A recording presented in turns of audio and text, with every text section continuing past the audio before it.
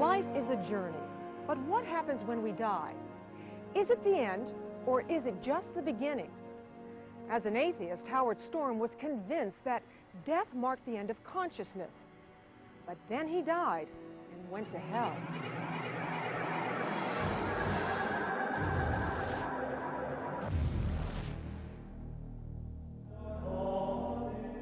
Eternal life with God the Father, Jesus and Mary, the angels, the saints, and our loved ones. It is the heavenly existence most God-fearing people hope to experience, and which some have even claimed to have seen.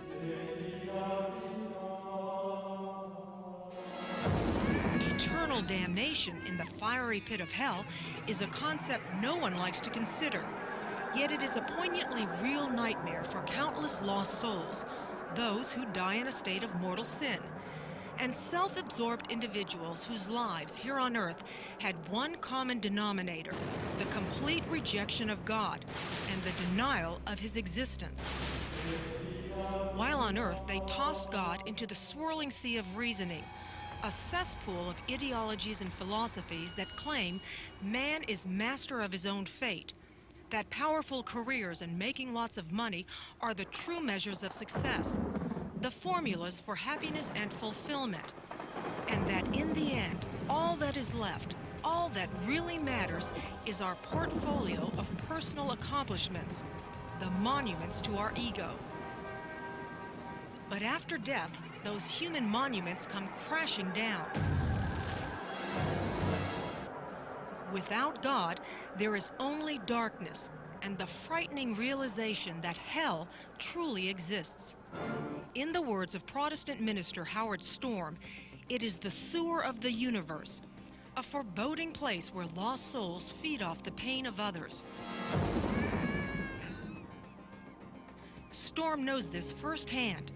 In 1985, this self-proclaimed atheist died, and to his horror found that he had been banished to hell. Howard, thanks for being with us. We really appreciate this. Thanks for having me. I'd like to begin with just the issue of who you were in 1985, because by all measurements, you were an average art professor, probably very good artist. Thank you. I've seen your work, so I know that you're a good artist, but you were just the average person out there. You had not, as far as we know, committed any heinous crimes of any sort. Right. And yet, when you die, you're sent to hell. And that could have been anybody out there who's leading a good life. Why? What were you? Who were you? Well, unfortunately, I say that from my perspective now, we are all sold a bill of goods in this society that, like, being good is good enough. And what we mean by being good is if you don't kick the dog and, you know, aren't too nasty to your wife and kids and pay your taxes and don't break the laws in any conspicuous way, that's good. And being self-centered and manipulative and me first always kind of attitude is encouraged in our society.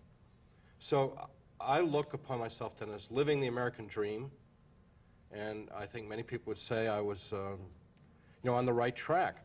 But that's not why we're in this world, and not why we were created, and not what is expected of us to do with our lives. And that's what I learned.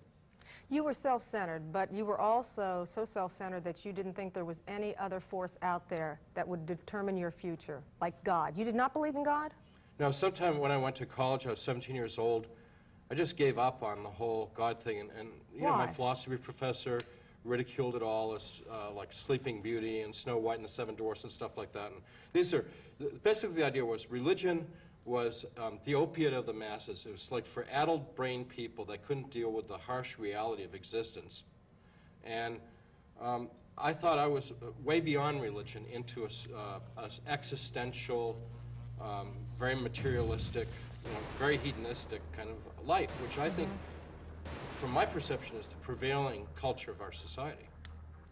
And you were building your own human legacy, which you thought would help see your name live on forever and ever, long after you were gone to nowhere. Right. What were you doing? You were creating works of art? Well, I was doing painting and sculpture, and I was having my own small success. I was named Sculptor of the Year in the state of Kentucky. That was a biggie for me and stuff like that. You know, sell some work once in a while, win a prize, and you know, there was always that next level you were trying to get to. You know, as soon as you made one level of success, it was like you set your eyes on the next one, always striving, always working to prove, basically, that you were of worth, that you were of value to the world. But you had some struggles during those times, obviously. Who did you turn to? What did you turn to? I know you had some sort of religion instilled in you when you were younger. You didn't turn back to that at all? You never felt like you should? There was never that gnawing feeling? No, because as an academic, we all ridiculed those things. So when I'm not proud of this, but who I turned to was alcohol, you know, going out, staying out all night with my friends and going to hip, artsy bars in Cincinnati and being really cool and listening to jazz music and getting intoxicated to the point where you're worried about whether you could make it home or not. I mean, that was my religion. And it's also an anesthetic, because inside of me there was a great emptiness, a great darkness that I couldn't fill with anything. And you felt that? You felt that void? And unfortunately there were times when I really thought about killing myself, because it was like, is the pain of being alive, and I'm not talking about an acute pain. This is like the pain is more like a numbness. It's hard to explain. The angst of being alive, is it worth it? You know, wouldn't it be better just to drive the car into a, you know, bridge abutment and put an end to it? And so in 1985, how old were you? About 38. 38 years old. You're in Paris with your wife on an art convention of sorts. Right, art tour with a bunch of students. Right. I had at 11 o'clock on Saturday morning, I had a whole break in my small stomach, which is the duodenum, and I may have had a ulcerous condition that I was unaware of, or it might have been from a foreign object, like a small shard of glass or something. I don't know, but I was taken to the big city emergency room. Well, wait a minute. You collapsed on the floor, though, in this. Oh, yeah. You're writhing in pain. You're writhing in pain. It, without any exaggeration, it was like being on fire inside. Like rats were eating you up inside. Yeah, It was an acid release that was Yeah, literally eating your inside? The things that dissolve your food, the hydrochloric acid and the enzymes and things, were leaking into my abdominal cavity, literally digesting myself on the inside. So it's kind of eating myself up. And it was the most acute pain I'd ever experienced. And they called an ambulance, Yeah. and a doctor comes with, diagnoses. Oh your yeah, they knew condition exactly what was wrong. Sent me off on this wild ambulance ride through Paris. with a shot of morphine. Only Yeah. one shot. Yeah. Okay. And as he explained, it was only enough to get me to the hospital, because he said, you're going to have surgery as soon as you get there, and I can't give you any more because it'll interfere with the anesthetic that they're going to administer when you have the surgery. And our understanding then and in emergency was this is an extremely grave situation, like having a burst appendix. But if you get right on it and do surgery, 4 weeks, 6 weeks later, you're pretty good shape. 8 to 12 weeks later, and you're good as new, no problem. If you let it go, it's fatal, you know, because of the damage that it does to your insides, which is the infection of peritonitis and the digestive juices messing up your organs. So I was sent from the emergency hospital over to a surgical hospital several blocks away. And unbeknownst to my wife and I, there was no surgeon available at the surgical hospital to do the surgery. So they parked me in a room and left me there for 10 hours. And the doctors in the United States told me that my life expectancy from the beginning of this incident was about 5 hours. So I was in really bad shape. Yeah, they kept pain. coming in and telling you that it would be soon, and Yeah. then eventually they said the only doctor there had gone home. Yeah. And they couldn't give you any more morphine or any pain reliever because a doctor I was never had- given any a doctor had further to administer medication it. because only the doctor could prescribe medicine. I was never seen by a doctor from the time I went into that surgical hospital. So they come in, they say, look, the doctor's gone home, you can't have the surgery today. Right. This is And- about 8:30 at night now. And they leave, the person leaves, and And I turned to my wife, my wife tells me this was the worst day of her life, too, because here she is watching her husband. She's just losing her husband. My wife was an attorney then. Yeah. And she, you know, a woman of some capability and power and influence in the world, and to watch your husband just gradually die in front of your eyes and nobody cares, I said to my wife, it's time for us to say goodbye. And she got up from the chair, which was next to the bed, and she put her arms around me and kissed me and held me. And we told each other how much we loved each other. And every time I go down this road, it makes me sad, but you know, to say goodbye, I mean, and we knew it was forever. And I knew that when you die, I mean, I knew this absolutely positively, when you die, that's it. There is nothing else. This is what I knew. You're a biochemical organism made up of 75 trillion cells or whatever, and when the organism ceases to function, the biochemical, functions begin to fail, and you lose consciousness, and then you're dead, and then your body rots, and that's all there is. And anything that would be left of you would be like maybe your kids or something would remember you for a generation, or maybe if you made something like a bridge or some artwork, you'd be remembered for a little while. But that was it. I mean, I knew that, absolutely. And everybody I knew that. You know, this was a certainty. So when we said goodbye, I was saying goodbye to oblivion. And eventually, she was crying so hard she sat back down, and I closed my eyes and went into unconsciousness. And you, before you went into unconsciousness, you felt a bit of relief, too, that you could escape this horrible pain, and was there a feeling of sort of calm about it as well to you? Yeah, I wanted to die because since they said there wasn't going to be a doctor until the next day, and I had felt for many hours like I was dying. And medically, I had good reason to feel that way because I really was dying. And the pain, which had gone from a pain that, I was a big, strong guy, 38 years old, had played football in high school and stuff like that. This pain threw me down to the ground, kicking and screaming and yelling. And from that point on, it just went worse and worse and worse and worse. I was ready to be out, you know. I was ready to be gone because I can't do this anymore.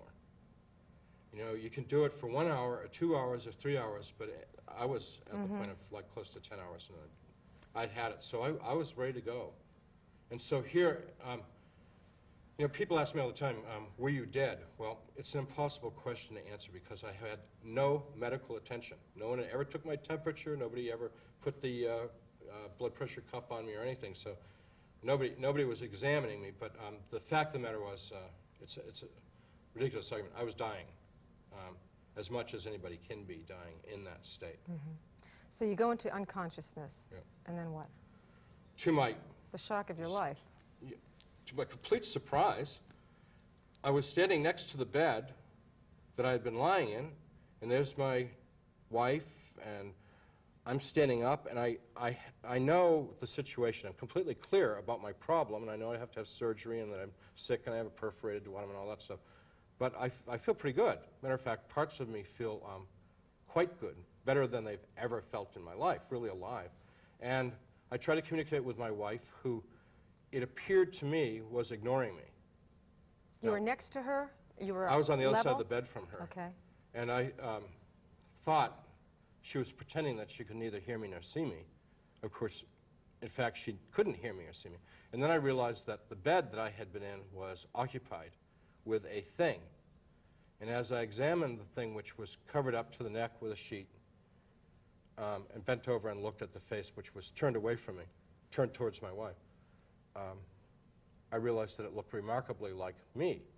Now, this was all very confusing because how did somebody get in my bed who looked like me? Because it wasn't me, because I was alive. And I knew that the thing in the bed was, an inanimate object. I knew that about it. And so, you know, part of me was like, that's me, but how could it be me? Because this is impossible. Because here I am. Yeah, and so I couldn't figure this out. So I turned to my roommate, who was a 68-year-old, very kind Frenchman by the name of Monsieur Florent, and I yelled and screamed in his face to find an answer to this problem. And he looked through me without blinking or any response at all, just as if I wasn't screaming in his face. Now, I didn't know why my wife would ignore me, but I couldn't figure out why Monsieur Florent would ignore me. I mean, and so I heard people outside the room calling me by name. And so I went over to the doorway of the room, and I said, are you from the doctor? I'm really sick. I have to have surgery. You know, I've been waiting a long time. I'm really in bad shape. And they said things like, we've been waiting for you a long time. It's time for you to go. Hurry up. We can't wait any longer. We know all about you. Let's go. Things like that. So I thought that meant, yes, they were from the doctor to take me to surgery. And they spoke English, and nobody else was speaking English to Yeah, you. I thought that was very weird. Because everybody else in the hospital spoke with a very thick French accent Right. or no English at all.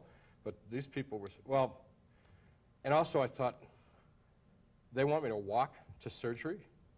You know, but after what I'd experienced in this hospital, okay, it's, Hey. you know, it's the way they do things here. So I left the room, and when I left the room, I had a really bad feeling about leaving the room, because the room was bright and clear and light. The room was very bright. There was a lot of light in the room. And the hallway was hazy. It wasn't dark. It was just foggy and hazy and dim and very unclear. But I went with these people, and I had a strong sense that I was leaving that room forever. And we continued on a journey that was What were they- ridiculously long. What were they saying to you? They were saying, just come closer, and you kept following, or what were they saying to you as you were They were following? very insistent, hurry up, we've got to go. You know, we've waited for you so long, you know, we've got to take you there. They were very insistent and very clear about what they want to do, and there was about a dozen of them, and they were around What did they me. look like? Were they close to you? Men and or- women, very, very pale. Everything was gray. The clothing was totally plain and gray. Almost could have been like hospital scrubs, only pale gray. They were all adults, men and women, and they were very pale. And I mean, they weren't particularly scary at this point. Right. And as we went along, they became crueler and more insistent. And When you say let's crueler, what let's were go, come on, you're slowing down, keep going, keep moving. And they made fun of you, too. Yeah, and they started ridiculing me and things like that. And I started to get really scared, but where was I to go?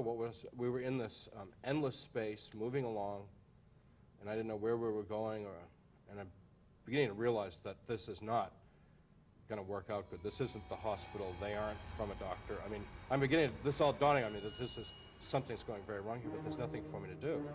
So finally, we're in real darkness now, and I said to him, I'm not going any further, which was a bluff because I had no sense of orientation which way to go. And they said, well, you're almost there, and they started to push and pull at me, and I tried to defend myself. And although I just had the worst day of my life and had been dying, I felt very strong. I wasn't the least bit tired. But the fight was, the sensations of the fight were just like if it had happened in this world. You know, when I hit them, I felt it. When they harmed me, I felt it. But they had no sensation.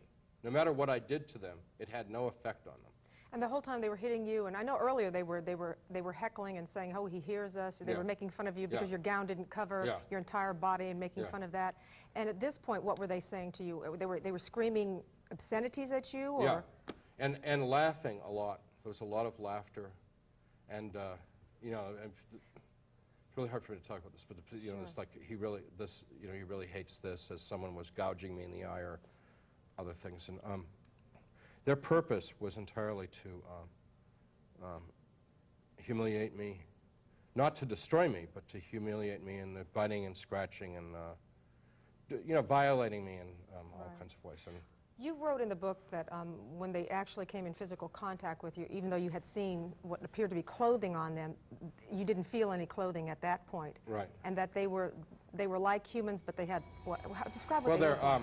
nails seemed very harsh and sharp, and a lot of them were biting me, and I've not been bit a lot in my life, but they seemed to have exceptionally sharp, jagged teeth as they were biting and gnawing on me. They're just ripping your flesh from your body, ripping it apart? Well, if they'd really wanted to do that, they could have had done with me in a few minutes. Right. No, they wanted to torment me, and so what they were doing was really simple. They were trying to inflict pain. And it was clear to me that these people had no, what we would think of as compassion, no love, no human sensation of their own. So what they were doing was they were feeding off my pain, if that makes any sense, that gave them Pleasure. it gave them some kind of pleasure to get as much pain out of me as possible. And so they were trying to prolong that as much as possible. How would you describe that kind of pain? You went through excruciating pain in the hospital, obviously.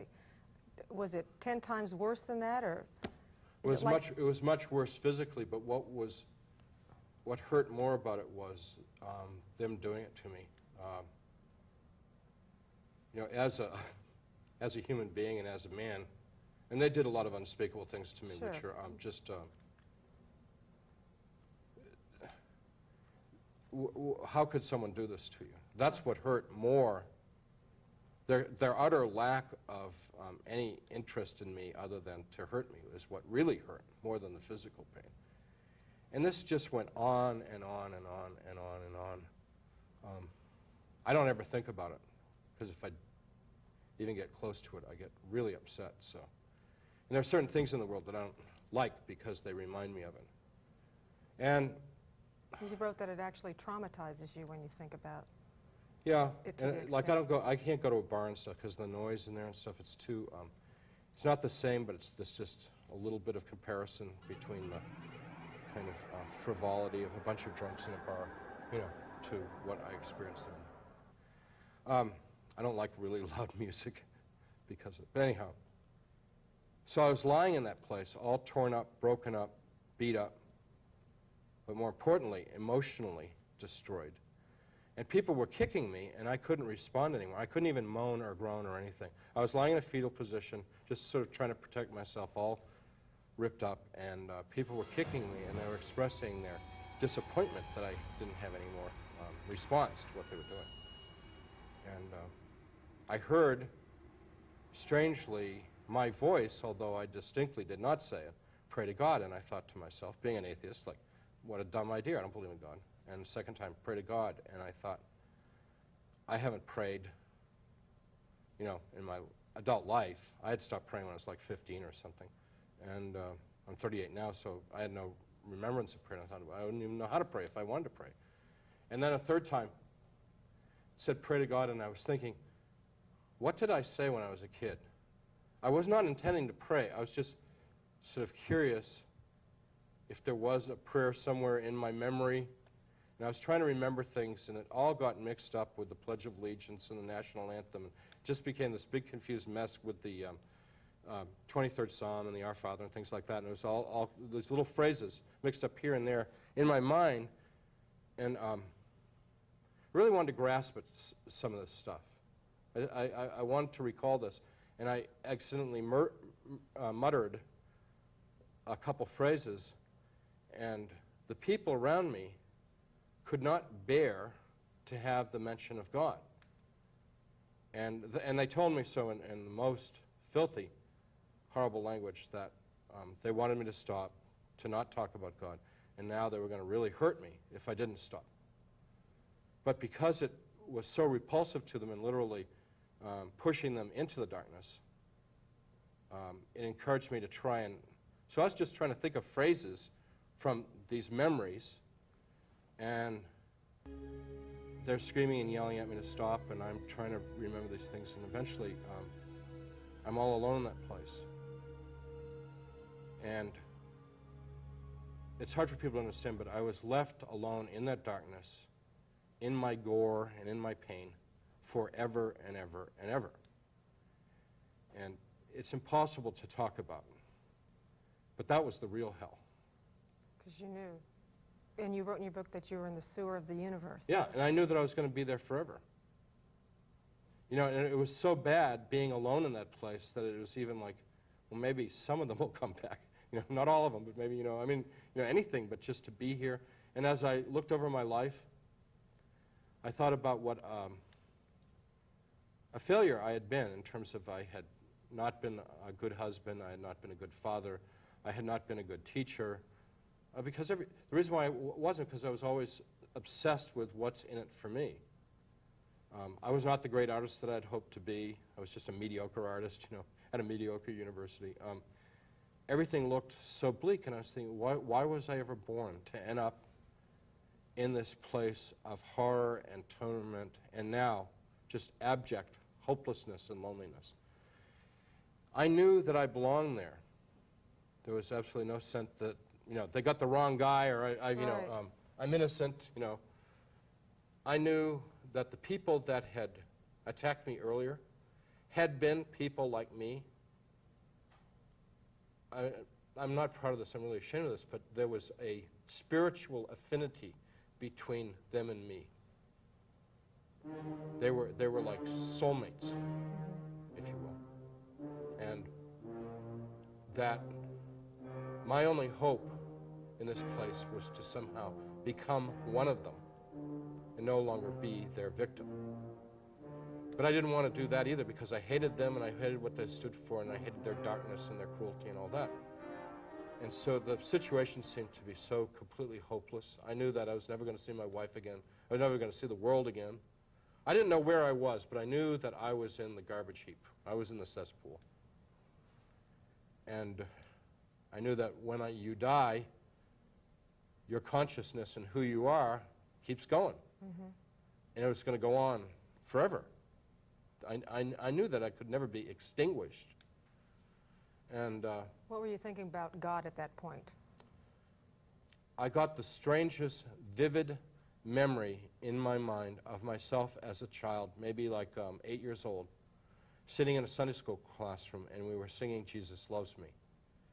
And not only did I get the memory of myself as a child doing this, but I could also feel what I had felt as a sweet, innocent child. Just as simple as possible, that there was a goodness in the universe, unknowable goodness, much greater and bigger than anything that we could understand out there. And its name was Jesus, and that this goodness really cared about me, really loved me. I mean, not generically, but specifically cared about me, this really great, wonderful, I hate to call him a man, but this personage, Jesus, who was unlike any human being in his greatness and his power and his goodness. So this inspiration was being given to you at this point then? Uh-huh. Okay. And it was a very powerful memory. Well, you can imagine, as deep in despair as I was, this was like, and this would be like giving the Hope Diamond to a pauper on the street. I mean, this is like, I'm going to go for this, because this is like the first ray of hope I've seen in this whole scenario. And you didn't think in some way you were hallucinating, this was a bad dream, it was all going to end. You just knew this was real.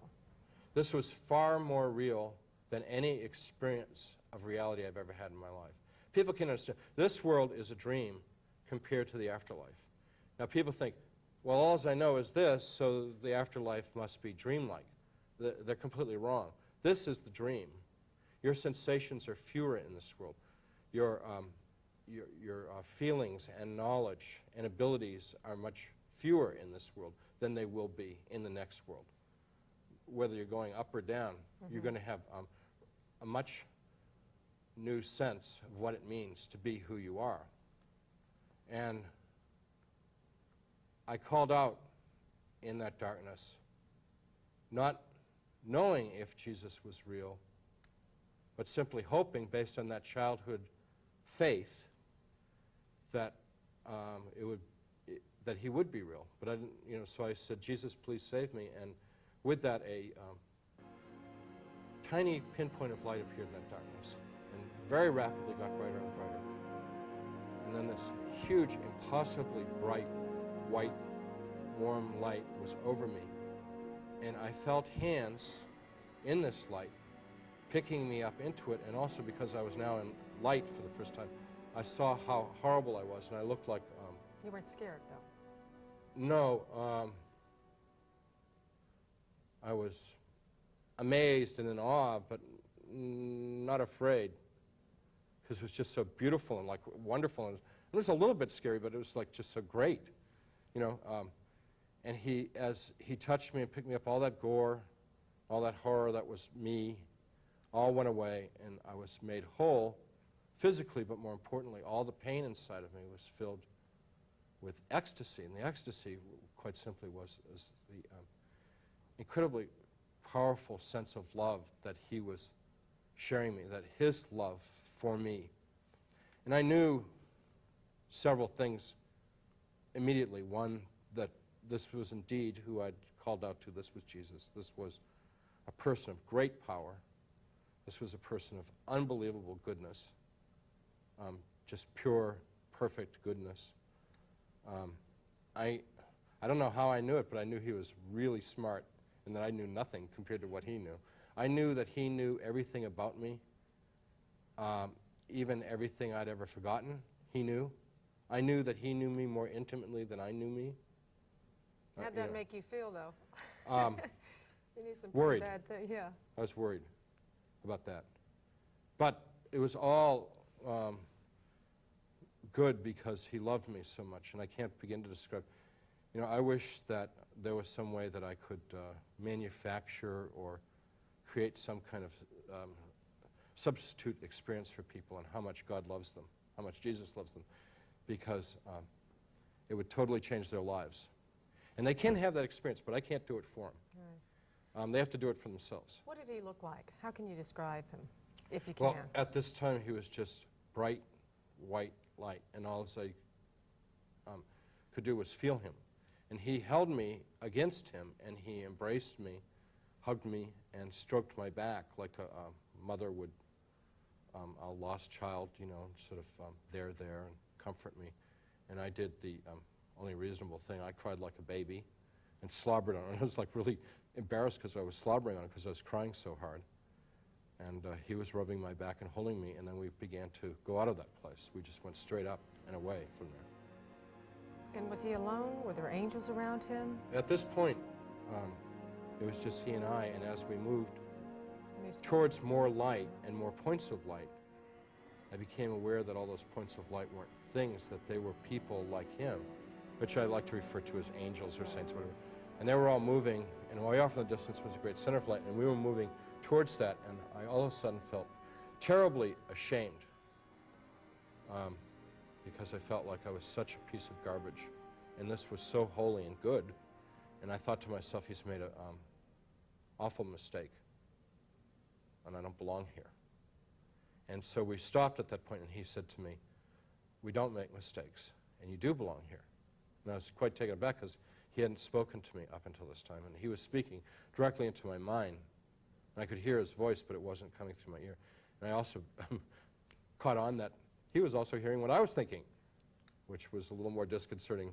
And then he said, after we exchanged some conversation this way, telepathically, he said that he had some people he wanted me to meet. And he called out with musical tones. And some of these angels came and we're all in space now. We're not in heaven and we're not in hell. We're just in between. And they came and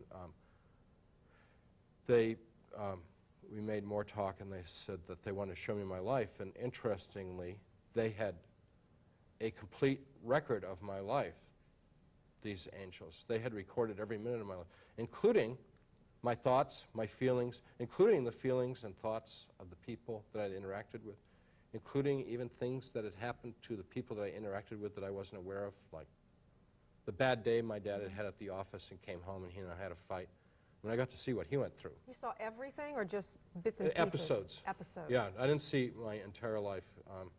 We just went through episodes starting in a chronological order. And how did you see it? Was it you saw it in your mind? There was actually like no, a it was real panoramic- strange. It was like watching a play on a stage, and there were just actors, and there were hardly any sets.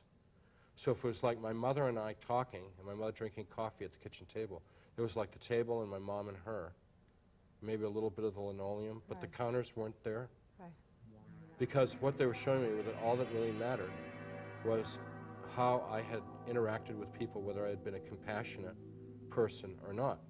That's all they were interested in. We would get up to points in my life where I would, have an accomplishment, like win an 8 high school shot put meet or something, which was my big event in high school, was shot put. And they'd skip over, and I said, wait a minute, I wanted a shot put there. I worked really hard to get to that point, And I said, well, that's not important. What's really important is this, and they'd show me how I'd shown a little kindness to a really fat, uncoordinated kid who didn't know how to throw, and I was trying to teach him how to throw the shot, and I was like, they're going like, see, that's good stuff. you know? So they showed you the good things, and when you looked at good things, it made them happy, and then when you saw the bad things, they became very sad? Yeah, and extremely disappointed. I knew, fortunately, that they loved me, no matter what I did, but I knew that I majorly was letting them down, and that they very much disapproved of what they were seeing. But it was like, you know, we had such greater hopes for you than this. And what was Jesus saying or doing at this point? Holding me, loving me, and sharing his feelings about what we were watching in my life with me. And as we saw the bad things become more prevalent and the good things less prevalent as I matured, I felt very, very ashamed. And I didn't want him to see it, even though I knew, you know, I mean, it's ridiculous because he knows all this stuff, but I was like, I wanted to, you know, hide it from him. You know, don't watch this stuff, you know. Was he angry with you, or was he just disappointed? Not angry. Very, very disappointed. Like a parent would be with a child. Yeah, because he had really big hopes for me. Because he really, I mean, it's a weird thing to say, but when you're in with Jesus, it's like you're the most special person in the whole universe. That's the way he makes you feel. You know what I mean? He just makes you feel that you're just the most neatest, wonderful thing, and all of his attention and everything in the universe has been about making you a beautiful child of God. And with all the hope for the potential that could be. And I flunked. I flunked the very reason why I was put into this world, which is, one way of stating it is, as Jesus did, which is to love God with all your heart, mind, soul, and strength, and love your neighbor as yourself. That nice summary of what we're here to do, to love one another. And I had loved me. I made myself a God. Had you loved yourself over your wife, over your children?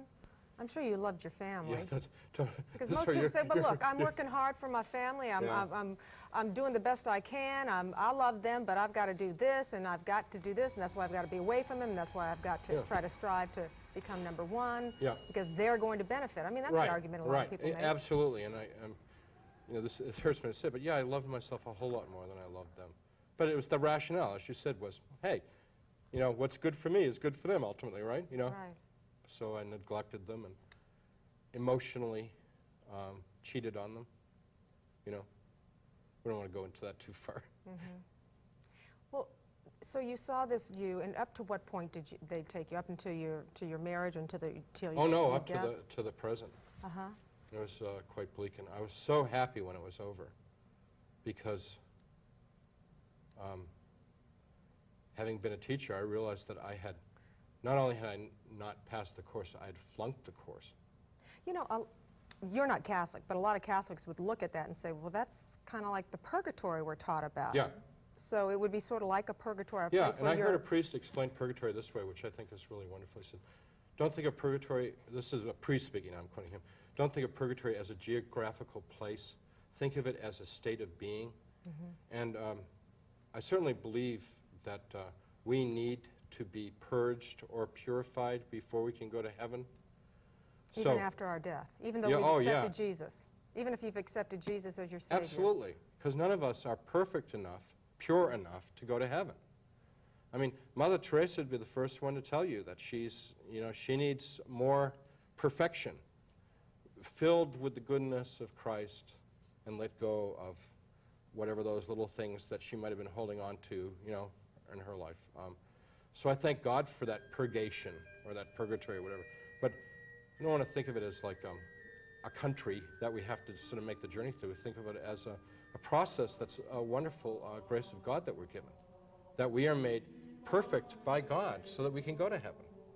And nobody is good enough to go to heaven without the love and the perfection of God interceding on our behalf.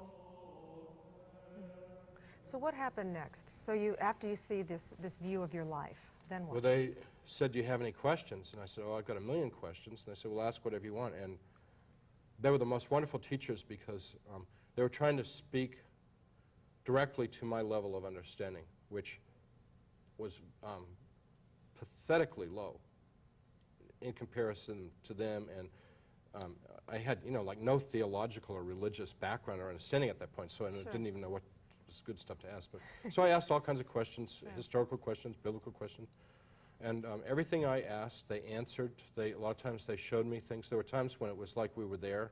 I would say, what would the future be like, and we'd be in the future. What was this like, and we'd be there. And it was very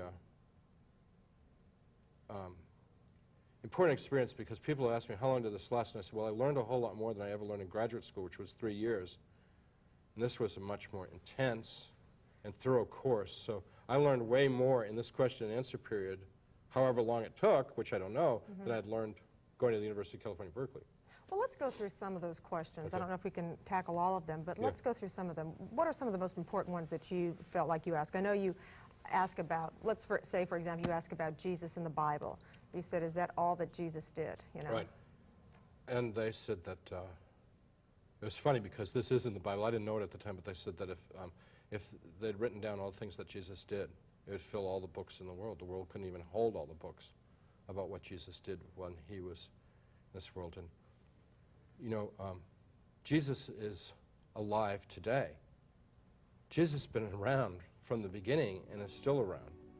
And the reason why Christianity exists, and the only reason why it exists, is because millions of people have experienced his love, his presence, his power. They've experienced him in some way in their lives.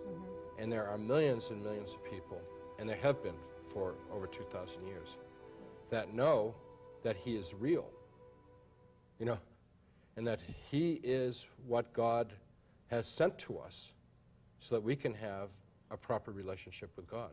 And they told you that what's contained that he did much more, but what's contained within the pages of the Bible is all that we need to know to do what we're supposed to do on earth to get to heaven, to be with him. You know, those 4 little Gospels, Matthew, Mark, Luke, and John, seem so little, but when you try and preach them every Sunday, there's so much there that there's more than a lifetime's worth of learning and preaching and understanding in what we know more than enough about Jesus to know that we got a lot of work to do. Yeah. You talked also about how we got here and when God began and when he began, or was he always there? Talk about that for us. Well, one of the things that I thought was interesting, I'm not sure if this is exactly what you're asking, but that the creation didn't happen once a long time ago, and like, you know, that old idea that the clockmaker made the clock and then wound it up, and it's been sort of like ticking ever since. Yeah. That God has been doing the creation and is doing the creation, and that we are invited to be a part of this. We have this, one of the terms for God is the creator, and it says we're made in the image and likeness of God, and we're invited to participate in the creation. And in this life, one of the ways that we do this, an obvious way, is to have children and to raise them. I mean, what more creative act could you possibly want, and what a more awesome responsibility than to have children and be responsible for their nurture and education and well-being. And you wrote that he is a part of each and every one of us, and that he takes great joy in seeing each and every human being. But that seems so mind-boggling given the tremendous population on our earth, that he is actually able... But the irony is that for God it's so easy. You know, for God, God's conscious, see, because we can only project our sense of consciousness onto God and anthropomorphize God, but God's consciousness permeates everything. And one of the terms that we use for this is the Holy Spirit, that Spirit of God in the ways that God has revealed God's self to us. That Spirit is everywhere and through everything. You know, God is with the creation, and God is present to us. And we can either be aware of that and act accordingly, or we can be oblivious to it and deny that. If you had not been sent back to earth, where might you have gone after you had left the angels and Jesus? What would you have gone to heaven at that point because you had been purged, or would you have had to go to another point where you'd have to learn something else before to reach a higher level, then another higher level? I don't honestly know the answer, so I can only speculate, but I wasn't ready to go to heaven. I mean, they made it really clear to me that I was not a candidate at that point. Were you shown where other people were going? I think you wrote about maybe somebody by a brook reading a famous novel of some sort. Yeah, there are places where I could have gone and matured spiritually in God's whole creation, but I can't comprehend it all. It's way too beyond my understanding. But you saw that? They gave Yeah. you a vision of that? Yeah. So will people, God, see, the thing that people don't realize is that we constrain God and make God so small after our image. But God's love for us is without limit and so vast that God will do exactly the right thing for that individual, which he knows, God knows intimately, what they need to develop in their spiritual journey. and you wrote that heaven is nothing like the image we have of heaven here on earth. No, and I don't understand, because it's really sad. Heaven is the center of all the creative activity of the universe. And of course, what's in the midst of heaven would be God, which is the source of everything that is. God is the source of not just life, but light, energy, space, time. There is nothing that isn't from God. And so to go into the unlimited variety of heaven and experience of heaven is the greatest joy in the whole universe. Every awake spiritual being in the universe wants to go to heaven and be with God. And the only beings that don't want to do that are beings that are tremendously deceived. And so when I use the word awake, anyone that wakes up realizes that heaven is the next step. That's what you want to go to, and you want to live a life that would qualify you to be there. Because I know even in the Catholic Church, it's taught that based on your spiritual level when you die, you go to a different level. Right. That some people might be at a higher level in heaven. And, of course, the argument is, if you're in heaven, you're happy anyway, so what does it matter? Right, and you've got all the time in the world to advance and grow. It's not like you're going to be stuck there forever. You'll move on and You'll grow. move up. And Yeah. did you physically see souls or people speaking with, I know you wrote in your book maybe they would be speaking with a saint who had died before them. You saw that? Yes, they showed me that. Okay. So that would be So- one way to attain that higher spiritual level you're talking about. Right. And God doesn't coerce us. God's not going to do like surgery on us and make us right. God's going to let us grow into it For at our own eternity. rate. Yeah. Which is forever. Yeah. But what about religions? I know you got to talk about religions. You ask, which is the best religion out there? And you were expecting him to answer what? Presbyterian, Methodist, Catholic, So I expected to hear, become a Southern Baptist. That's what I expected God to say, Jesus to say to me. And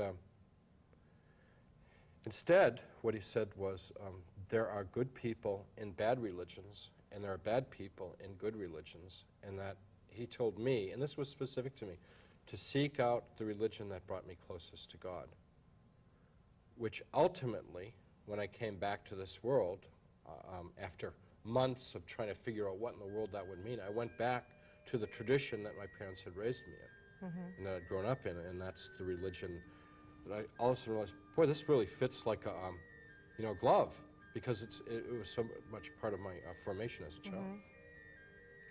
Well, what about the teaching, though? And since you're a Protestant, and nowhere in here do you ask him, do you have to say verbally, I believe in Jesus Christ as my Savior in order to get to heaven? You never ask him that.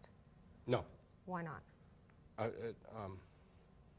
At the time, I didn't ask a lot of things because I wasn't, in any way religiously or theologically sophisticated. So, and also, during almost my whole experience with Jesus, I assumed I was going to heaven. I didn't know I was coming back here. I mean, I wasn't going to ask about looking back. I was looking forward. But knowing what you know now, is that an important question? Absolutely, and I've devoted my life to convincing people that that's the critical question. To make Jesus your Savior is to put your trust in him and to the best of your ability follow his teachings, to learn about him, to communicate him with prayer, to be his advocate and to stand up for what he believes and what he's given you to understand and believe, even at your expense. But does that mean, because one thing that I seem to get out of your book, a theme, was that a Hindu or a Muslim that was following God's commandments, that loved God with all his or her heart or soul that was trying to be a good person and be the person God intended them to be would be able to get to heaven as well, even though they may not have said verbally, I believe in Jesus Christ. They will, because the Bible says that no one comes to the Father except through the Son. And that everybody in the universe, and I can point this out many times in the Bible, is going to meet Jesus. If they have the spirit of love in them, they will know him and he will know them. You know, he said, I have sheep that do not belong to this fold, you know. They will know him when they die, or? Mm-hmm. Yeah. But you know, people have asked me, how can God condemn billions of people in this world to hell who've never even had an opportunity to know Jesus? Well, first of all, I don't believe that God does that. I don't believe that God's that capricious and cruel. And secondly, that I think that Jesus is working in the world in ways that we aren't aware of. But as my systematic theology professor, Gwynye Muzarera from Zimbabwe, explained to me, as an African, he was thankful that the missionaries brought Christianity to Africa to give them a more perfect understanding of God and of Christ.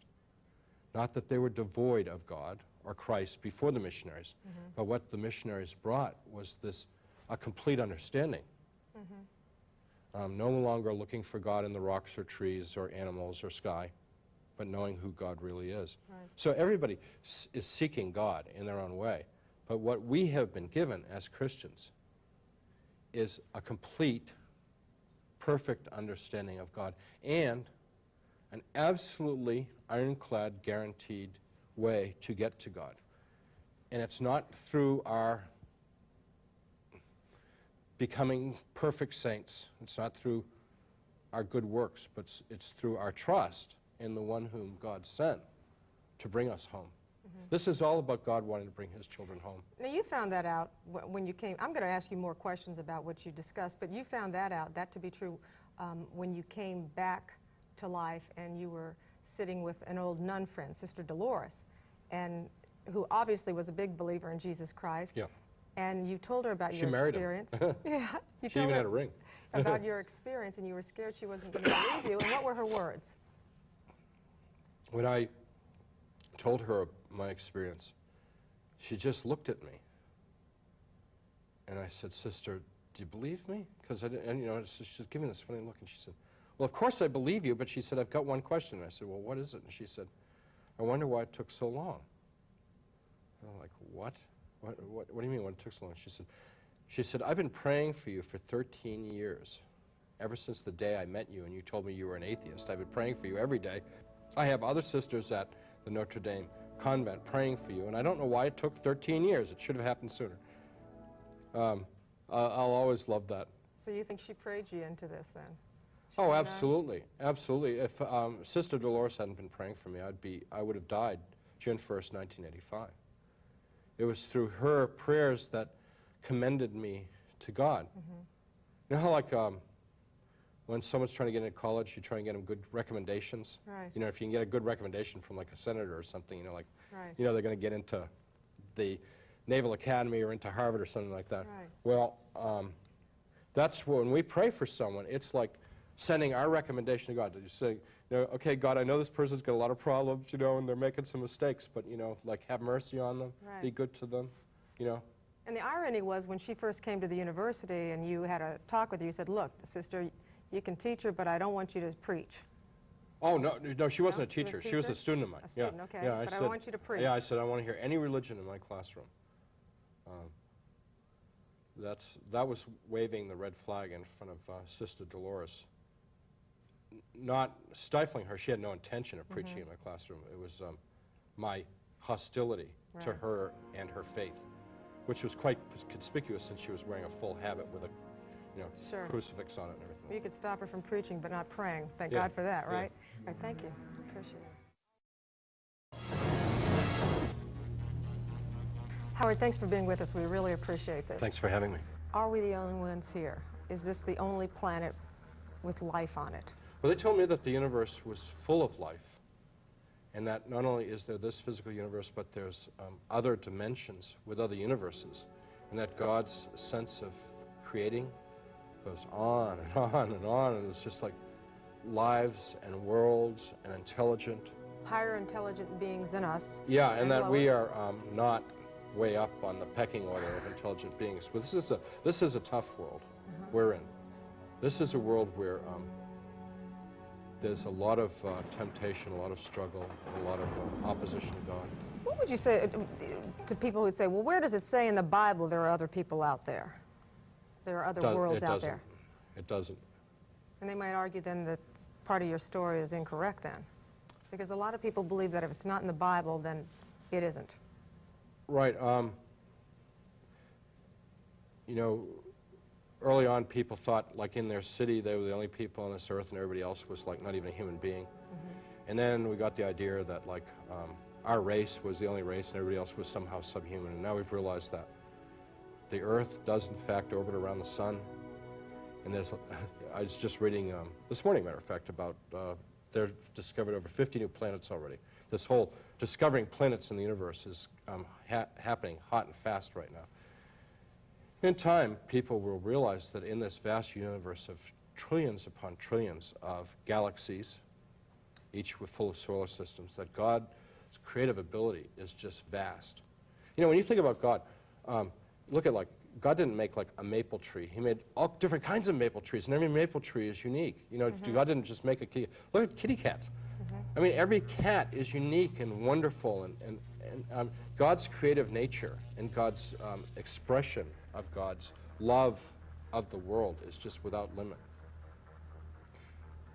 But you wrote in your book, and maybe you can explain this a little better for me than maybe how I understood it. Some people would read one of your passages that talked about the fact that if you didn't do things as you should have done here on this earth, and when you died, that maybe there was more that you had to do to better yourself, and that you might come back in some form or another. And they would look at it as reincarnation. Is that what you were talking about? No, what I was trying to suggest is that I've met a lot of people who have lost children and things like that, and they feel that somehow the people that have been lost have been shortchanged of a life experience. And all I was trying to suggest there was that God gives everybody ample life experience, whether we're aware of it or not. Do you know what I mean? So that we don't have to worry about people being robbed of an opportunity to live, because they will live somewhere, somehow, some way. And I don't know how, where, or way, but God does. You know, because this life that we're in is about spiritual formation. That's the whole point. We're here to be matured as spiritual beings. We're not physical beings dreaming about being spiritual. We're spiritual beings having a physical experience to learn compassion and love in a world with very, very finite, limited possibilities. And God will make sure that everybody has that opportunity. No one's going to, we can't stop it. Let's talk about, though, the issue of the Jewish people. You saw a vision of the Holocaust. Talk about that, because even though people can't go to the Father unless they go through the Son, the Jewish people, by and large, have not accepted Jesus Christ as their Messiah. They're still waiting for him to come. But you saw something very different in your view of the Holocaust, did you not? Yes. I've always been disturbed by the Holocaust. And I mean, I think every right-feeling person in the world would be disturbed. What was that all about? Why did God allow that to happen if they were God's chosen people? And we went to, see, I don't know how it works, but we were in a extermination camp, and the guards were kicking people and shouting at people, and there were dogs, and people were being selected, and there was a crematorium off in the distance. And I could understand, I don't speak German, but in the experience I could understand German, and the guards were saying in German, which I could understand, more for the angel makers, more for the angel makers. And Jesus, who had his arm around me, said, look up in the sky. And what I saw was from the smoke of the crematorium, the people going up to heaven and the angels from heaven coming down and escorting them to heaven. And even more so was this, that these people who had just gone through hell, you know, through the horror of that camp and died, were now filled with ecstasy and joy. You saw that on their faces as they were rising into heaven. And so my understanding of the Bible is that the Jewish people are God's chosen people. The Lord and Savior of my life was a Jewish carpenter. I don't knock Jews. You know, there's one big difference between the Jewish faith and ours. We both believe in the Messiah, we believe in the same God, we believe in the same ethics, really. The big difference is that they think the Messiah is yet to come. We say the Messiah has come and will come again. I think it's, you know, not something to really fight about. I think we should treat Judaism with a great deal of respect. But it doesn't also discount maybe each and every one of those individuals had a personal experience at the moment of death similar to yours, where Jesus came to them and gave them a choice. And we don't know whether that happened. I would suggest that every Jew who dies is going to meet the Messiah. You know, everybody who dies will meet the Messiah, will meet the Christ. And have an opportunity to accept or reject. Right, because it's all about what's in your heart. Now, I'm not talking, of course, about the organ that pumps blood. I'm talking about the core of your being, which is what you really are. So a person could be a condemned murderer who's been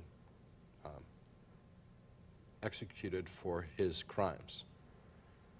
But he could have reconciled himself with Christ, with God, received God's forgiveness, and go to God because God knows that in his heart there was goodness, even though he had done terrible, terrible things. Conversely, a person may think that they're just the most righteous, quote, religious person in the world. But if they've been ultimately cruel and created dissension and discouragement, I mean, every church has someone like that just goes around creating trouble. And it's like, you know, are you deliberately trying to destroy this church? You know, I mean, you know, and they're always the most self-righteous one, too. You know, these are always the people that are like, you know, pretend to be the most holy. They aren't going. They're going the other way because that's who they really are. The interesting thing about Jesus, there's no deception, there's no shadow. He knows us fully, exactly, perfectly, and you cannot lie in his presence. You can't hide. It's all out in the open. What's inside you. So it's not just about denying the existence of God. You may verbally deny the existence of God as you did, but when you're doing things that oppose God's will, when you're saying you love God but yet you're doing the opposite. That's worse than denying God. You know, people who deny God's existence, having been one for a good part of my adult life, are people that are really angry at God. They're really disappointed. You know, so they're, in a sense, they're still in a relationship with God. They say, do you ever see a little kid go up to their parent and go, I hate you, mommy, I hate you, you're not my mommy anymore? Right.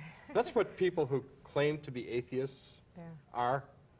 I hope that I don't upset anyone, but I submit to you that in their heart, they know there's a God, and in their heart, they want more than anything else in the whole universe is to know the love of God and to be accepted by God.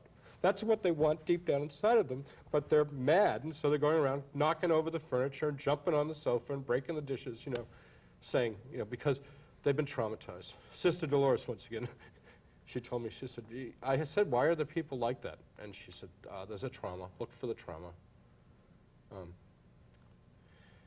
But your word to them would be? I got some AA groups down in the basement of my church, and they've taught me a lot about seeking God. And the leader of the AA group, Jim, tells me all the time, he says, you can't help anyone until they've hit the gutter. Now, it doesn't mean that literally. You don't have to be down in the gutter, but you got to hit that low before you say, God, I am helpless with my problems. I need you. I can't do it. I need you to do it for me. When you hit that point, that's the beginning of the love affair. And that's what AA teaches in terms of alcohol, but I think it's true with all faith awakening. You got to hit that low before you can grow. Can I tell you an experience? Sure. A man called me up from Texas, and his mother was having major heart surgery at one of the famous hospitals, one of the famous doctors down in Texas. And he said, someone told me about you, and I need you to come down here and help me through this, and I'll pay your airfare. And he was basically promised me a day in and a day out. I said, I really don't have the time. He said, well, just come for one day, come in the morning, leave in the evening. I said, okay, so I go down there. He was a gangster. I mean, this guy was like a really bad boy. And he wanted to hear about God and Jesus. His mother was a woman of faith. And here he was with his mother who was dying, and he couldn't cope with it and stuff like that. So I testified to him, and I loved him. And you know, whenever he'd sort of tell me about his life, I'd like, oh, let's go back to something else now. You know, I don't really need to know this stuff. You know, and a few weeks later, he called me up and he said his mother had died, and he was with her when she died. And he said, you know, the light of Jesus that you talked about. He said, she opened up her eyes, and I could see reflected in her eyes the light of Jesus coming for her. And he said, you know what you told me? He said, it's true, it's real, I saw it. So I mean, I don't know whatever happened to him, but I'm sure that had to have impacted him a little bit. Saved a soul. Yeah, I hope. Which is the ultimate thing you can do in this world, huh? Yeah. So, you know, you take your chances, and you don't worry about the consequences of telling the truth, because the world spends so much time, and particularly our society spends so much time, planting the seeds of doubt and deception and falsehood. That if we go around and make a little bit of truth statement every once in a while, it's quite necessary to counteract all the deceit that's in this world. Sure. And a big part of the deceit comes when people argue, okay, if there's this wonderful God, this being up there who's all good and all-knowing, why does he let so many bad things happen in this world? The Holocaust, for example, World War II, World War I. I asked that exact question, and the response that they gave me was immediate and harsh. God hates those bad things. God never wanted those bad things to happen, and we're responsible for them. And they also told me that one of the things that God is very irritated about us, the human race, is that when anything's ever good, like we discover a vaccine for polio, we did it, rather than realizing that it was God's inspiration that helped us discover that. When anything bad happens, like a child is run over by a truck, or you have the Holocaust, or World War I, what was that about? Who knows? We go, why did God do that? Or why didn't he stop it? Yeah, we blame God for the evil that we do and give God no credit for all the good that God does. It's really perverse what we do. God only does good. God never does evil, but he will allow us to experience the consequences of our actions. As any good parent, you know, one of the ways they try to explain it to me was But what about innocent children, though? They talk about the poor, starving, innocent children, or children who are badly abused and brutalized and murdered. He could stop that because these innocent children had no choice in this. God doesn't. He is trying to stop it. He is asking us to stop it. Every way, every day. He's telling us, don't do that. We know better, and we should care about those things. I mean, God is intervening. Will God take over this world and run it for us? No, because it would be a complete undermining of one of the most important gifts that God has given us. God has given us the ability to make a choice. People call it free will. You know, I've shown you the ways of good and evil, of right and wrong. Now, do something about it. God's very disappointed with what we're doing. God hates those things more than we do.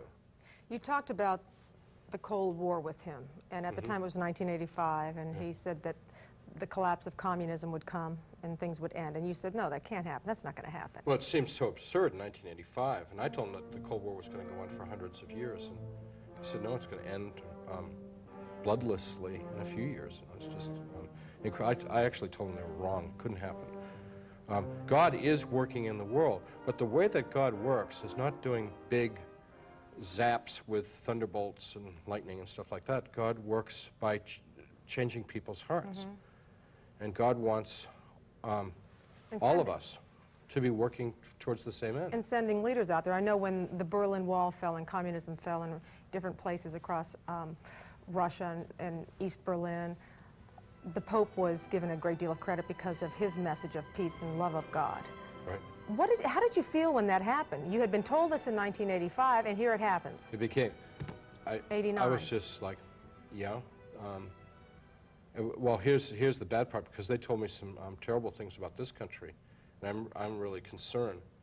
Not for myself, because I'm 54 years old, and so I'm like, hey, whenever heaven's ready for me, I'm ready to go. So. What did they tell you? There's going to be another war? That this country has been given an assignment to be a light to the nations. We are to be a moral leader to the world. Because we have been given so much. We're so Yeah, strong. This country has been blessed more than any other people in the history of the world. Way more. We are the most powerful, richest people. All of this came from God. This is all a blessing from God. Our Heavenly Father gave us these gifts, and instead of being the moral leader of the world, we are the moral #1 manufacturers and distributors of war materials and pornography and a violent lifestyle. And I know people in America always hate to hear that, but if you go to any country in the world, and I know you've been around the world, their idea of what America represents, is shocking.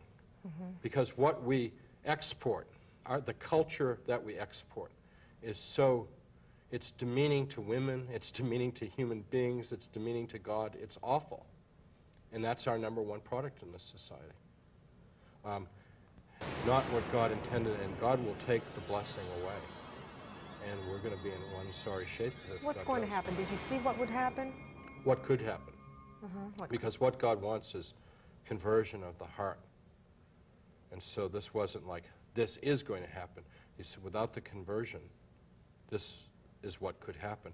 And that this society will just very rapidly fall back into a barbarism that's just inconceivable. People literally shooting other people over a can of condensed milk and So can of social gasoline. chaos would erupt. Yeah. Because of the our economic structure is all very complex and very fragile. Just begin to fall apart, and people in our society are so self-centered and greedy that they'll just start taking what they want. And So we will destroy ourselves from within. Well, a lot of people are assuming that there's going to be a third world war out there, a nuclear war. No, I'm sorry. They told me, I asked about that, and they said absolutely there is not going to be a third world war. I was a product of post-war baby booms, so I've always been very concerned about hydrogen bombs and atomic bombs. When I was a kid, we learned to duck and tuck when I was at school, which was really pretty funny. But I asked them, I said, is there going to be another nuclear war? And they said, no, God's not going to allow that to happen. God will not allow another nuclear war. Why? Did they tell you Because why? because God loves this creation, the people, the birds, the rivers, the trees. And he's just not going to let us incinerate huge portions of it for our own silly gratification. So there's the possibility of this social chaos erupting and just destroying ourselves. And then what will happen? That out of that, God plans through God's inspiration to raise people up who will live in harmony and love and gentleness with one another and with the creation. Describe that, because I was reading that to somebody and they said this sounds like something out of a sci-fi novel. Yeah. It's something they had never even heard of, never even conceived in their own minds. Well, what they told me, I had never heard of or considered. If you had asked me before my experience what would the future look like, I would have said Star Wars. High tech. Doors that go when you approach them, right? You don't have to touch them, they go and you could talk to the computer and the computer would talk back to you. That's what I thought the future was going to be. Because that's where we're heading, we think. Yeah. Yeah. And what they were saying was a world of incredible simplicity, living in great harmony with nature, even to the point of us living in harmony, in control of the weather and all the elements. How? How so? God created us to be stewards of this planet, caretakers of this planet. And we've done a poor job. And they told me that we have a lot of capacities that have never been released. Our relationship with the animal kingdom, vegetable kingdom, and with the whole planet. In time, as we become spiritually more sophisticated and wiser, we'll live in harmony with those systems rather than seeing them as our enemy. Remember, when you were a kid, did you have to read Moby Dick? Mm-hmm. And the whole idea was nature was something to be dominated and killed because nature was like ultimately hostile to us.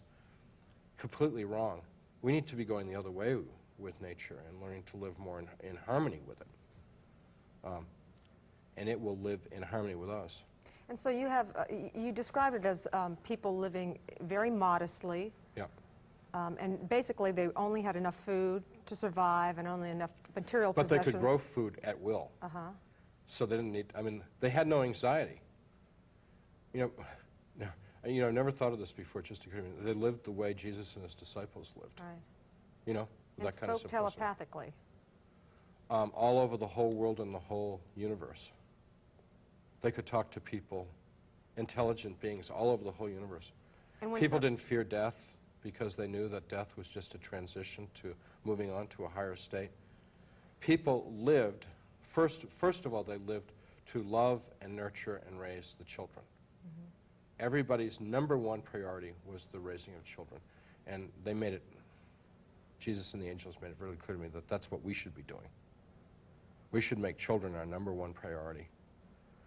Secondly, they lived to love and support one another in their intellectual pursuits, their artistic pursuits, their musical pursuits, whatever it is people were interested in. People lived to support one another in that. And people lived in harmony. They said when somebody got out of harmony with the rest of the community, the whole harmony, the whole community cared about that and was involved with trying to bring that person back in. And when they got sick, they would pray them back to health. Mm-hmm. There was they eliminated sickness because when someone got sick, they would just heal them. Now, this was in 1985, and you said that they said this would occur in 200 years. Yeah. Well, I think it's pretty preposterous, but who am I to argue with God, you know? I mean, I told him, I said, it's ridiculous. I did. Well, after you're around Jesus for a while, you know one of the things you realize? You can say anything you want to. I mean, you don't say ugly things. Mm-hmm. But you say what's in your heart. Sure. And that's what he wants to hear from us. He doesn't want hypocrisy. He doesn't want formality. He doesn't want nonsense. He wants from your heart, from the core of your being. What do you really think? What do you really feel? He understands. He's been around. You know, there's nothing we can do to surprise Jesus. So what happens after that then? How long does that life last? I don't know. I don't know. That's not the second coming. That's just a better world, making the world more the kind of place that God created it to be. And I didn't inquire sort of beyond a that. heaven on earth? Well, compared to the world the way it is today, it would be paradise, but Right. it's not, because people would be born and raised and have accidents and die. I mean, it's not eternity on Earth. It would still be Earth, and the same laws of physics would apply. We would just live in a much more sophisticated relationship with our environment, which means because our relationship with the environment was so much more sophisticated, it's actually much simpler. Right. Yeah. Now, you said the bad things that could happen, for example, to the United States, could happen, but through prayer, through conversion, that could end. And God has sent us guardian angels, or angels. Right, millions to of them. Millions to help us. Let's talk about that. First of all, what do they look like? Well, I've seen the guardian angels in many forms, and they can take different forms because, well, first of all, they can appear to be just like a regular person, and you don't know it. And I've had the experience, and I've met many people that had the experience of meeting someone, and they're like, wait a minute, that was impossible. That was an angel. That couldn't, you know, I mean, it defied the laws of physics. They were here, and then they were, you know what I mean? Right. So angels can appear to be like people, but they also, I've seen angels in their full-blown glory, and the room is so bright, it's like you had 1,000,000 candle watts of electric power going on, and they're radiant and beautiful and you've full painted of them, color. but you can't. Yeah, it's a failure. I mean, I'm like such a... but they so don't have inadequate. angel wings like the little cherubs we well, looked no, at. the wings actually, you know, it actually come from, in the Bible, it talks about that they radiate. And that has come to be translated as wings. But it's actually that they radiant appendages, and that's what they do. Angels give light. They are radiant beings, as opposed to you and I, who are opaque beings and absorb light. They give off light, but it's spiritual light. And They're beautiful. And they're meant for us for what reason? For what purpose? Well, first of all, they love us. They're emissaries from God, but they are very constrained about how much they would intervene in our lives. And they're in constant communication with God about how much or how little they can intervene, because it's the nature of an angel that they want to intervene all the time. But they know that that's not good for us, because if the angels gave us everything we always wanted, we would be a bunch of spoiled brats, and it would be absolutely no good at all. So they love us, they're with us, they take our concerns to God, they help us in subtle ways. Protect Like us. who hasn't had an example of you lose something, and you finally, after looking for it and looking for it, you say, oh, God, send an angel and just help me find my checkbook. And all of a sudden, boom, right? There it was all along on the top of the desk, and you go like, how did I miss it? I mean, they do help us sometimes in lots of languages, but one of the ways that they help us is they're constantly trying to point us in the right direction, which is of love and compassion. And But you said also in your book, I would like you to clarify this, you talked about how maybe even if we die, we can sort of become guardian angels for loved ones who are still back here. You don't mean transforming into an angel, it's sort of just, you used it as they said a that metaphor. some people that have like a real attachment can be around the people that they've left behind for a while. Because we've always been taught that a human being cannot become an angel. Yeah, but we ultimately will be even greater than the angels. Right. But what you Ultimately. mean is a protector No, like I an mean, angel. when you talk about, I mean, this angel means several things. It can be any messenger of God. So I could be like an angel. I could say, I'm being an angel to you, you're an Sure. angel to me. But really, it's a class of beings who is created perfect and good and always does the perfect will of God. You know, they've never lived in this world. They've never, you know, gone through the struggle of making these choices between good and evil that we go through. There have been many reported apparitions, visions of the Blessed Mother, of Jesus, of other saints, all across the world throughout history. Right. And some have been approved, for example, some have been approved by the Catholic Church if they've been to Catholic kids or adults, and some have not. And a lot of people believe them and a lot of people don't believe them. What is your feeling about those instances? Right now, there's been a lot of things going. Ever since Medjugorje, there's been like a whole resurgence of visionaries in the United States, and even in Cincinnati, we have a whole big thing going on of visionaries and stuff like that. I think it's good to try and use some spiritual discernment, and a simple test would be, is it consistent with the Scripture, or are you hearing weird stuff? Like I heard of a visionary in Long Island, I believe it was, that said that Jesus wasn't the Christ and stuff like that. Well, that doesn't pass the smell test. You can, like, you know, walk away from that one. I mean, you know, when the minute a visionary says they don't like Jesus, you know, it's like, you know, they're out of it. Another thing is, what are they advocating? Like in Medjugorje, what I understand is that the vision is advocating conversion and prayer. So would that be of God or of the devil? Let me see. You know? Right. So you look at, is it consistent with the Bible and what the Bible teaches, and is it advocating good, or is it advocating harm?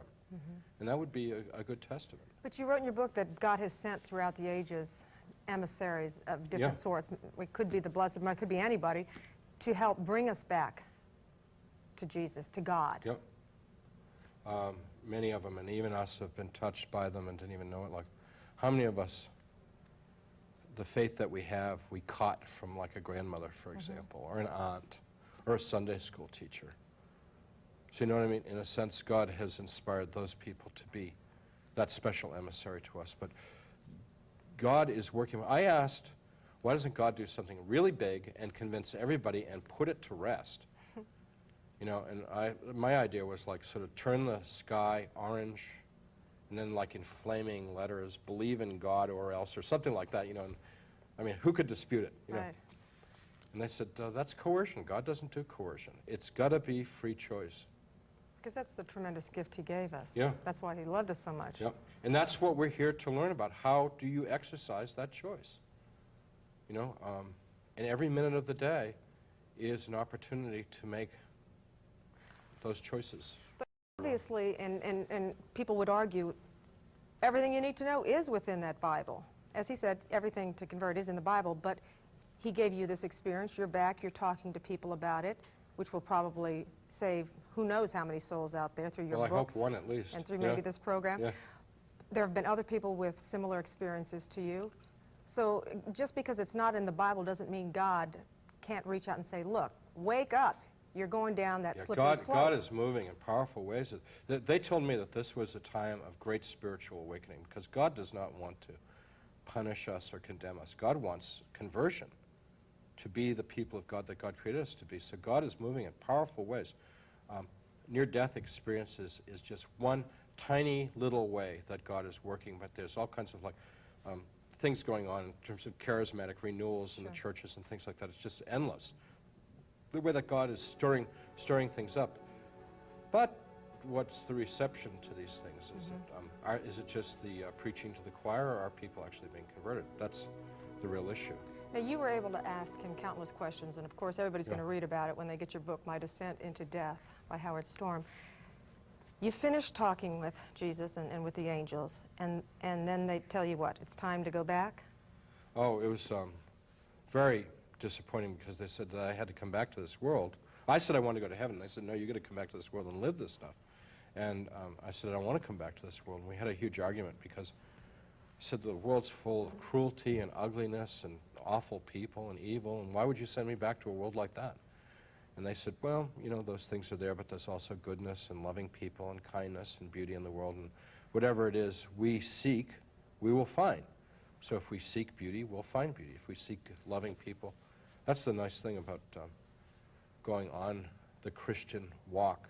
There's all the neat people you meet, you know. Right. But anyhow, we had this huge argument, and we talked about forgiveness and prayer and all these things, and ultimately, I thought I had something that would allow me to go to heaven. I said, you can't send me back to the world because I will die of a broken heart if you do. Because now that I have known you in your love, speaking of Jesus and the angels, I could not bear to ever be away from you again. I absolutely meant this, and they knew I meant it. And they said, haven't you been paying attention? We've always been with you. We always will be with you. And I said, but I never saw you before. I never heard you. I never felt you. I mean, when I go back, it's going to be like that again, right? And they said, yeah. And I said, well, pretty soon, it'll be like you don't exist. And I won't know you. And I said, but there is a way to know us.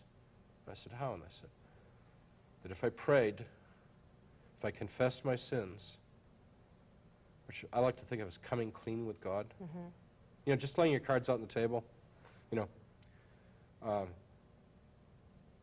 and prayed to God and left time to listen and feel God, which is like, be quiet, be still, you know, wait on the Lord. They said, sometimes you would know we're with you. And they've kept that promise. And so sometimes I feel their presence. So I've had some experiences too, but So you said, okay, then I think I can go back? yeah. And then? And with that, I was back, and to my horror, I was right back in that body that had been in such terrible shape. Lying on a hospital bed. What Yeah, happened? And, immediately upon me coming back, the nurse who had been in the room a little while earlier and said there was no doctor came back into the room and said, a doctor has arrived at the hospital, we're going to do the surgery right away. And they evicted my wife from the room, and they prepped me and did the surgery that I needed. So they performed the surgery on you, and you're back in recovery, and you wake up. How do you deal with all this when you're back? Well, it's a huge dilemma because I knew that what I had experienced was fantastic, to say the least. I mean, incredible. Meaning, who would believe me? Incredible. And when I tried to tell my wife and other people, it was incredible. They didn't believe me. They thought it was a delusion or hallucination or something like that. And for a while, that caused me to sort of withdraw from wanting to deal with people because it was, and I'd pray to God, like, if you gave me this experience and nobody wants it, then why did you give it to me? And why'd you give me the memory of it? Because I think a lot of people have these experiences, but they don't remember. I know several people that have had experiences, but they say, I can't quite remember it. Yeah. But I have a vivid memory in mind. Vivid detail. Yeah. But you're laying in there and you have this feeling, or hear this voice that says, get some airline tickets, you're going home over the weekend or Monday, whenever it was, Yeah. in a few days. And you didn't imagine that could be possible because you had just had a major operation. Yeah, that was on Tuesday, and I'd had the surgery on Saturday night. But your wife comes in, you tell her to go get the tickets, and... Yeah, she goes, I mean, this is all so bizarre, people won't believe it, but it's the truth, absolutely. She walks out in the hall, goes to the payphone, calls collect her mommy and daddy in Iowa City, Iowa, and says, we're in trouble, I need a couple $1,000s, we got to come home. They said, give us your phone number, we'll call you right back. They called their bank, their banker, and he said, what a coincidence, I just came back from Paris and we had an emergency and I had to wire money over there and I know how to do it. Tell it'll be at such and such an address in 10 minutes. You know, if you ever try to get money in a foreign country, you know it's like weeks. I mean, it's impossible. Right. But this banker knew how to do it like now. My wife comes back into the room. She says, I've talked to my parents. They're sending the money. I'll be back in an hour. She leaves, comes back in about an hour with 2 TWA airline tickets to go back to the United States on Monday morning, which is what I told her to do. And I said, what in the world have you done? She said, you told me to get the tickets. And I said, yeah, but why did you do it? That's crazy. I'm sick. I'm going to be here for a month. You know, I can't go home. But I did get well enough to come back to the United States because I needed the attention of an American hospital. But you had a guardian angel visit you in the hospital before you left. Oh, yeah, actually several different ones. But the... One was came in the form of a young doctor. That was the one that I was most fond of. He was in his early 20s, blonde, short hair, wearing white short sleeve scrub, white pants, white shoes, and a white belt. And we had a long conversation, but basically he told me that he was going to watch over me, but I might never see him again, which I thought was pretty weird. Like, and he walked into the room, it lit up, it was bright. Yeah. And when he left, the room went back to dark again. And when the nurse came into the room, I said, who was that doctor that was just here? And she says, there's not been anybody here. I said, you don't understand, that was a young man. I described him to her perfectly. She said, well, my desk is outside your door. No one has been in your room. I was like, all right, who was that then? You know, where did he come from? But I always felt that God gave me his presence to help me, because it's scary being really sick and trying to recuperate in a foreign country and stuff like that. And that did the trick. That gave me the confidence that I was going to be okay. And you got back home and they told you you should have been dead within 5 hours. And it was...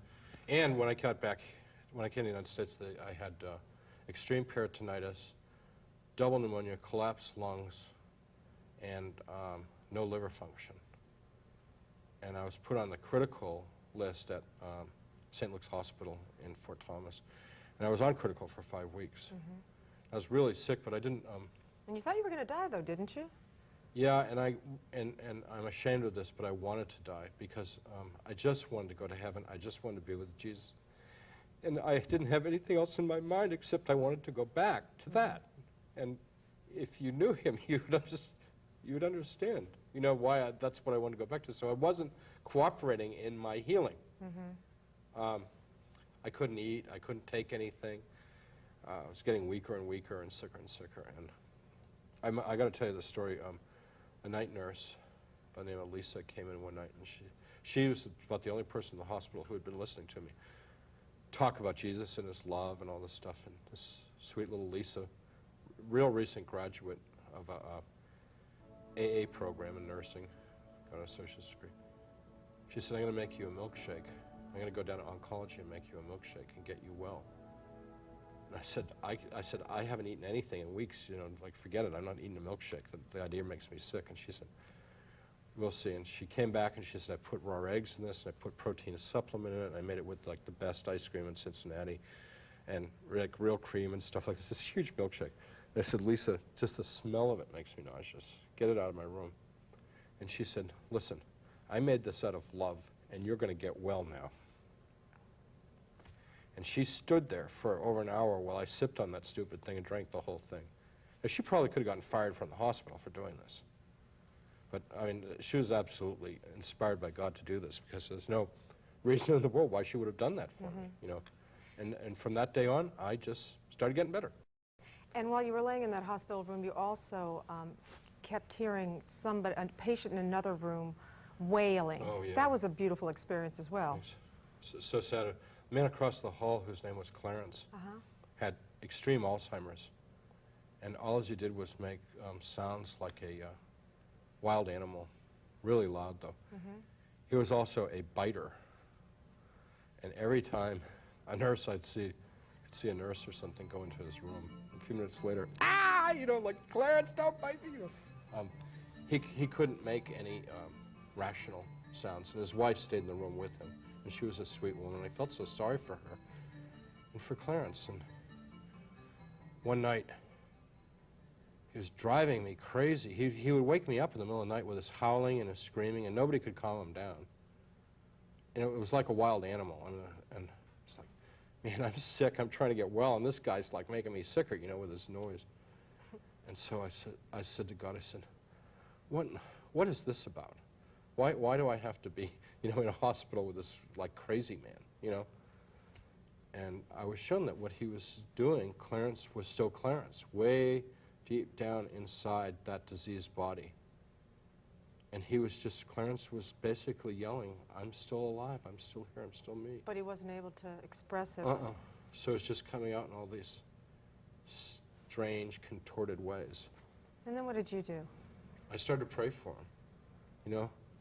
And I thought that he and I became buddies after that, although I never saw him. Didn't you yell out something, or Clarence, I Yeah. know you're there, Yeah. and it calmed him when he did that?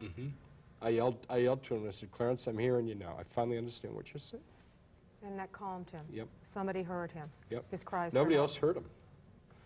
Well, you couldn't hear him because it was just noise. Now, eventually you're released from that hospital. And I have to also point out, there was no evidence on paper that you received that said you actually had died in that Right. Paris hospital. Right. Because, did you ever ask for it, or they didn't know? Oh, There yeah, was nobody- we had the American consulate, we had a U.S. senator, we had all kinds of people trying to get my medical records, and they would never send my medical Oh, records. so you've never even gotten the records? And I think I know why. Because of what they didn't do. Yeah. You're right. The lawsuits.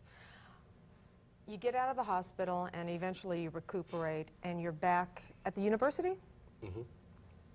And how do you deal with that? You're back in this environment where you were in before, a very heady intellectual environment with your friends around, all non-believers, I assume.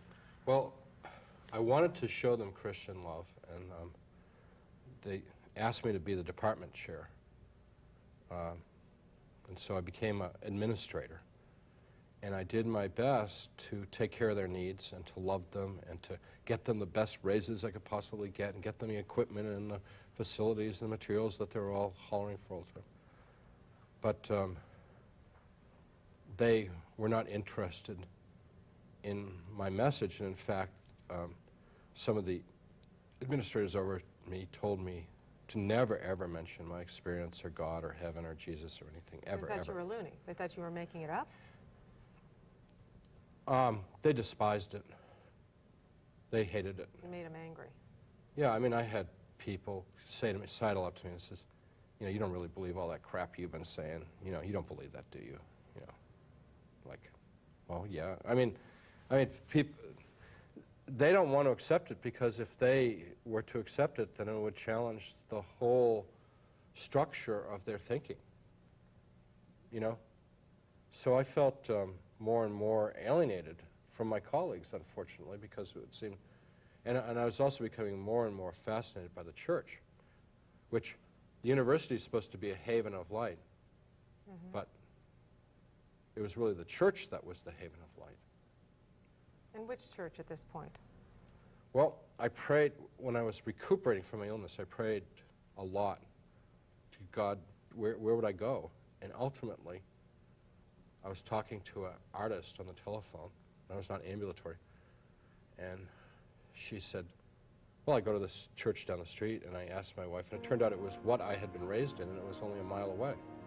And so I went there, and I saw it full of the angels and full of funky people trying to be better people, and I said, boy, this is for me. And you had a Catholic nun, a friend, a student, who had prayed you into this. You never considered Catholicism. You went back to something that you were familiar with, or you felt called back to? I did consider Catholicism. I went on, actually I went on several retreats with the Jesuits, and they said, basically to me, you're doing fine where you are, why don't you just stay where you are? I did look at Catholicism and consulted priests, and they didn't discourage me. They said, but Follow where God's taking you? yeah, you're being very active in the church that you're in, doing the right thing. Why would you leave that and come do this? And I couldn't really explain that. I didn't feel called to do that. So over the next 7 years, by 7 years later, you're a Protestant minister. You have a master's in divinity, and you decide to chuck all the university life and. Yeah, that was hard because I'd worked so hard to become a tenured professor, and finally, as a tenured professor and as a chair, was in the gravy. Sure. It takes a while, but you know, I was doing real well. You know, and your wife's an attorney. How does she feel about that? Well, she thought I was absolutely out of my mind. Yeah. You know, she was saying, look, if you want to be like a minister, you can go get a church and do it on the weekend and keep your job. You know, nobody's stopping you. You can play minister if you want. And I said, no, I want my whole life to be about the church, about God's people. And she said, well, you're doing ministry at the university. And I said, yeah, I know, but I can't talk about Jesus, I can't talk about God. I mean, that's not what I had in mind. I want to give my life to the church. So I went to seminary for 3 years and became ordained, and I've been at this church for 9.5 years. Right. Yeah. Do you feel like now that if God would review your life these last 9.5 years, the last year since 1985 even, that you would be a disappointment to him again? No. I don't want to sound presumptuous. I haven't done a perfect job. I've made a lot of mistakes. There's a few things I'd be embarrassed about. You're still making a few mistakes then. Yeah, I ain't no saint. But I feel like, see, all God asks of us, I know this absolutely, God asks, just do our best. God's not saying be perfect, change the world, you know, just do your best. And God knows that I've done that. And so all I need to hear from Jesus is, well done, good and faithful servant. Not, you've been a success, not, wow, you know, you really had a big impact or anything. I was faithful, and I did my best. That's all he wants from us. What would you tell any of the intellectuals that might be listening and are closing their hearts to this message, or closing their minds to this message because they're not allowing their hearts to speak to them? How can they begin to grasp what you're saying? Because it's a very simple message, and sometimes people want the bells and whistles and something just enormous to happen. Well, these, you know, intellectual people tend to live in the rational mind and not the experiential mind. But I would say that if you prayed to God the simplest possible prayer, said, God, you know, in the name of Jesus, I would like to experience you in my life. I would like to know you or know if you're real. And if they gave that a chance, in peace and quiet and sincerity, that God would not disappoint them. So I would challenge them, if they consider themselves to be of any intellectual integrity or not, try it and find out for yourself. Because the danger, the truth of the danger out there, and that's what you experience, I think that's what's so powerful, is that the devil and the evil spirits are out there prowling the earth, as we've read in the Bible. Like a roaring lion. Like a roaring lion. And people don't like to believe that, don't like to talk about it, dismiss it as something that's only in horror movies. One of the greatest success of the evil one is to convince us all that it's not real, and it's all a big game. And unfortunately, it's too real, and it's something that needs to be taken seriously. I like to fill myself up with the light of Christ, and that takes care of my problem with evil. But you bump into it every once in a while, you know, and you got to face the reality of it. Even after you've accepted Christ. Yeah. But for those who haven't accepted him yet, they have to be aware that if they haven't accepted him, then they're being led by another force. Absolutely. They don't even know how much he has power over them, you know. It doesn't matter what you've done, God is always willing to take you back. Is that not true? You're like the prodigal son. Right. It's the incredible thing is people, well, I'm too bad, I've done too many wicked things or stuff like that. Absolutely not. Absolutely not. I have a man that I'm working with who's on death row in Ohio, and he did a really bad thing. You don't want to know about it. It was the worst thing you can imagine. He did it. Heinous crime, yes. And he has turned to God, and he's received God's forgiveness, and he lives in this horrible, constricted little life, death row, trying to be a witness to the other, there's 200 men on death row there, to the other men up there. And he has purpose and meaning in his life, although his life is really, really hard. And he'll never get out of there. And he admits his crime, and he doesn't want to get out. He doesn't seek a pardon or anything. He feels his punishment is justified. But the only way he'll ever get out of there is to die or be executed. But his name's Martin. Martin is right with God, and he knows it. Anybody can be right with God. Was it your personal witness to Martin that helped him? Because we always are told that our personal witness... It was a little piece, but we all have our own little role to play. You know, some of us, the Bible says, some of us till, some of us weed, some of us cultivate, some of us nurture. And we don't really need to claim the harvest. You know, just play our part. You know, you know what I mean? In terms of the conversion of the world. And it begins with how you treat the person at the cash register. You treat them like a thing, because they feel like a thing. You know, if you've ever done service work with people, you know what I mean? Everybody treats you like you're just, you know, furniture. You bring a little joy and brightness into their life. But it's not always easy, and sometimes maybe your family members won't accept your message readily. No, yeah. The odds are really good that they're going to be the first problem you're going to face, and I have too. And what we need to do with our family, I learned this the hard way. The difficult way is you got to pray and pray and pray for them and turn them over to God, because you're the least effective person in terms of converting them. You need to pray for them and love them, but don't try and convert your family. Let God convert your family. Be the right example, always be willing, always, you know. But, I mean, I told my kids, you know, if you don't go to church, you're not going to get any money, and, you know, that doesn't work. Threats and fear don't make it. Only builds resentment. So ultimately, you would tell people out there that God has a very special plan for each and every one of them. But in order to understand their plan, they need to pray for guidance from him. To pray it and to explore it. The way that we find what God wants us to do is with trial and error. God has given me certain gifts and abilities, and lots of limitations, lots of places where I'm not gifted and stuff. So I have to learn through trial and error where I should put my energy, put my compassion, put my concern, you know, and other things. Don't get involved with it because I'm not good at it or it's not fruitful for me. You know what I mean? So we explore, but the main thing is this is the school of learning how to love, and it's all experiential learning. But it's not theoretical, it's experiential. But it's a universal message for all people. I know when we were speaking on the phone about the Jesus Christ issue, and you said something to me, you said you didn't feel like you needed to ask about that specifically because you understood that if people love God, they love Jesus, and they might not even know they love Jesus because God is Jesus. Yeah, there's no, there are three revelations of God. God, the Creator, Father, Christ, the Son, who lived as a person called Jesus of Nazareth for, 30-odd years. And the Holy Spirit, but it's three persona of the same being. And there's, in essence, no difference between any of them.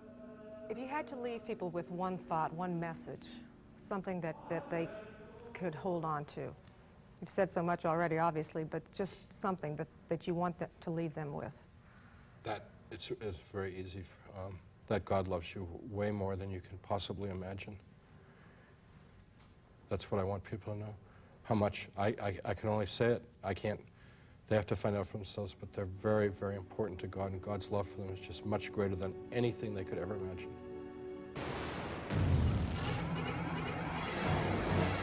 Howard Storm's unforgettable account of his near-death experience has taught us many precious lessons, and that death need never be feared by anyone. And it's important to remember that God predestines no one to go to hell. It is our choice. I'm Mary Lou McCall. Thanks for joining me.